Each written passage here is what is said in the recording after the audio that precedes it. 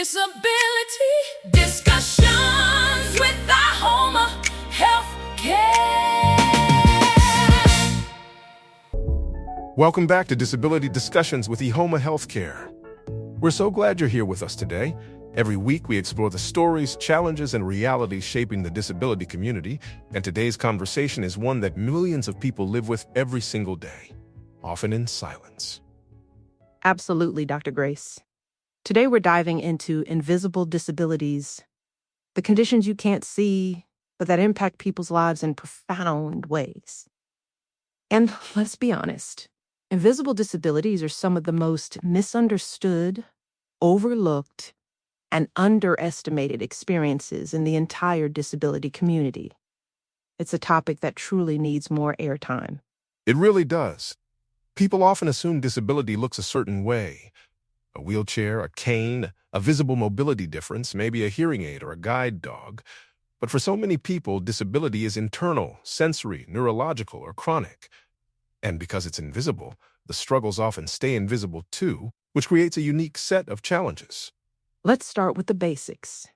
Invisible disabilities include a vast spectrum of conditions like chronic pain, fibromyalgia, Crohn's disease, multiple sclerosis, autism spectrum disorder, ADHD, PTSD, various anxiety disorders, depression, autoimmune diseases such as lupus or Hashimoto's, traumatic brain injuries, sensory processing disorders, and dozens more.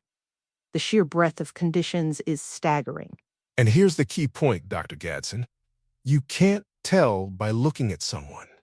That's where the challenge truly begins. People with invisible disabilities often face skepticism, judgment, or outright disbelief simply because their disability doesn't fit the visual stereotype society has created. It's a constant battle for validation. It's the classic, infuriating line, "But you look fine." And that's exactly the problem.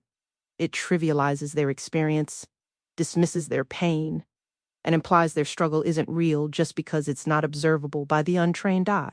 One of the biggest hidden struggles, and this comes up so often in our discussions at Ihoma, is the constant pressure to prove your disability. People with invisible disabilities are often questioned when they ask for accommodation, support, or even just basic understanding. They feel like they're always on trial, defending their own reality. Right. They're told they're exaggerating, being dramatic, or just stressed. Or perhaps they're accused of seeking attention or playing the victim. And that invalidation, that dismissal of their lived experience can be more painful, more debilitating than the physical or neurological symptoms of the disability itself. It erodes trust and self-worth. Imagine needing to justify your pain, your profound fatigue, your debilitating sensory overload, or your overwhelming anxiety every single day, sometimes to multiple people. It's not just exhausting, it's emotionally draining and can lead to a sense of profound loneliness. You start to internalize that maybe something is wrong with you for feeling this way. And it's fundamentally unfair. Disability shouldn't require visual evidence to be respected, accommodated, or believed. We don't ask people with a fever to prove their illness by showing a visible rash. Why do we demand it for conditions that manifest internally? Let's talk about the social side, because this is where a lot of the stigma manifests. People with invisible disabilities often face comments like, "Why can't you just push through?" when they need to rest, or "You're too young to feel like that," if they experience chronic pain. Even "You're overreacting to a panic attack," or the most common one, "You don't seem disabled." These comments, however well-intentioned, are deeply hurtful. These comments come from a place of misunderstanding, certainly, but they create a profound sense of isolation. When people don't believe your experience, you stop sharing it, you stop asking for help, you stop advocating for yourself, and you might even start to hide your true self, which takes an immense toll on mental health and social connection. And that silence can lead to loneliness, depression, anxiety, and a sense of invisibility that goes far beyond the disability itself. It becomes a social invisibility, where your authentic self isn't seen or acknowledged, which is a truly painful experience. Invisible disabilities show up significantly in the workplace, too. People may struggle with concentration issues due to ADHD, severe sensory overload in open-plan offices, chronic fatigue that makes long days impossible, or debilitating pain. But because it's invisible, employers often assume everything is fine, or worse, attribute performance issues to lack of effort or skill. Exactly. And when someone does find the courage to ask for accommodations, they're sometimes met with skepticism. Do you really need that standing desk, or is that just a preference? Are you sure you're not just stressed like everyone else? Everyone gets tired after lunch. These questions undermine trust and make employees less likely to seek necessary support. But accommodations aren't luxuries or special perks, they're essential tools that allow people to work safely, effectively, and with dignity. They level the playing field. This could mean flexible hours, the option to work remotely, a quiet workspace, specialized software, or noise-canceling headphones. These aren't nice-to-haves, they're often must-haves for continued employment. Now let's talk about healthcare, which is another huge hurdle. Invisible disabilities are often initially misdiagnosed, dismissed, or minimized by medical professionals who may not have specialized knowledge or simply aren't listening. People hear things like, "Your tests look normal, there's nothing wrong. It's probably just anxiety, try to relax. Try getting more sleep," as if chronic fatigue is cured by an extra hour of rest.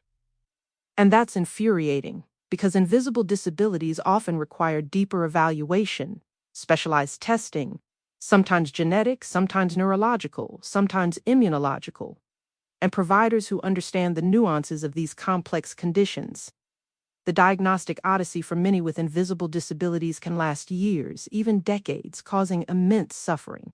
When medical professionals don't listen or take symptoms seriously, people fall through the cracks. They go years without answers, without proper treatment. They lose trust in the medical system, becoming hesitant to seek help, which only perpetuates their struggle. This is a systemic issue that needs addressing. Invisible disabilities deserve visible care, and a healthcare system that is trained to look beyond the surface, to genuinely listen to patient narratives, and to pursue thorough, specialized diagnostics when symptoms don't fit a simple mold. It requires a paradigm shift. Let's dive a bit deeper into sensory overload, one of the most misunderstood invisible experiences. Bright fluorescent lights, loud noises in a crowded restaurant, strong perfumes, even certain textures of clothing or scratchy tags. These can be incredibly overwhelming for people with autism, ADHD, PTSD, or sensory processing disorders. It's not just annoying, it's physically painful and disorienting. But because you can't see sensory overload or the internal distress it causes, people often assume the person is being dramatic, antisocial, or too sensitive. They might even be told to just get over it or toughen up, which completely misses the neurological basis of the experience. Exactly. Sensory overload isn't a preference or a personal quirk, it's a neurological response where the brain is literally overwhelmed by incoming stimuli. And it can be physically painful, leading to meltdowns, shutdowns, intense anxiety, or even migraines. It profoundly impacts someone's ability to navigate everyday environments. Understanding sensory needs is absolutely essential for creating truly inclusive environments, whether it's a workplace, a school, or a public space. This could mean dimming lights, offering quiet zones, reducing strong smells, or simply acknowledging that these needs are valid and real. Another pervasive and often dismissed symptom is fatigue, and I don't mean the "I stayed up too late watching Netflix" kind. I mean the chronic, debilitating fatigue that comes with autoimmune disorders, chronic pain conditions like ME/CFS, long COVID, depression, and many neurological conditions. It's a bone-deep exhaustion that sleep doesn't fix. People with invisible disabilities often have to meticulously ration their energy, a concept beautifully explained by spoon theory. They make daily choices like, if I go to work today, I won't have energy to cook dinner or shower. Or, if I attend this family event this weekend, I'll need 2 full days to recover, effectively putting the rest of my life on hold. It's a constant, difficult calculation. This is where spoon theory is so powerful. For those unfamiliar, it suggests that people with chronic illness or disability wake up with a limited number of spoons, units of energy each day. Every task, from getting dressed to holding a conversation, costs spoons. Once your spoons are gone, you're done for the day. It provides a concrete metaphor for an invisible limitation. But again, because you can't see fatigue or count someone's spoons, people often assume it's laziness, lack of motivation, or just a bad attitude. And that's simply not true. It minimizes the immense effort and struggle involved in simply existing, let alone thriving, with these conditions. And beyond the physical or neurological symptoms, invisible disabilities come with a heavy emotional weight. The constant fear of being misunderstood, the profound frustration of being dismissed, the sheer exhaustion of constantly explaining, advocating, and defending yourself. It's an emotional marathon. And let's not forget the grief. The grief of losing abilities, routines, or independence you once had. The grief for a future you envisioned that now looks different.